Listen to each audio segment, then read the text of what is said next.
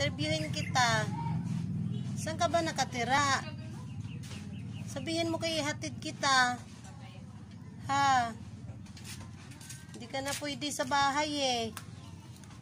Sobrang dami ng aking alaga. Oh, ala, grabe ang muta mo. Ha? Galit ka pa. Ikaw na nga tutulungan eh.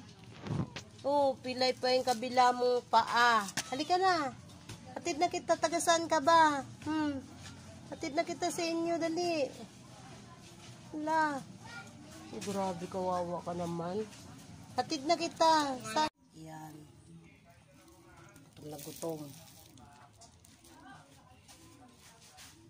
Kawawa naman. Pila yung kabilang paa. Gagalit pa oh. May kuting. Munti masagasaan ng motor. Diyan oh, sa labas. Yung dumaan ng motor, ginanya ng paa niya. Siyempre, pag hindi niya ginanya ng paa niya, masagasaan niya talaga. Hinatid ko doon sa taas kasi akala ko sa kay Bea. Sabi ni Bea, nandito lang na sa akin, Ninang. Wawa naman, nasa kanal na nakatira. Ay, Diyos kong mata.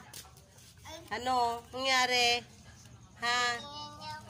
Saan kita ihatid? Hindi ko naman alam saan ang bahay mo. Ha? Ming? Wala, nagulat pa siya eh. Ming! Ming! Sa kanal ka talaga. Sino ba talaga may-ari sa'yo?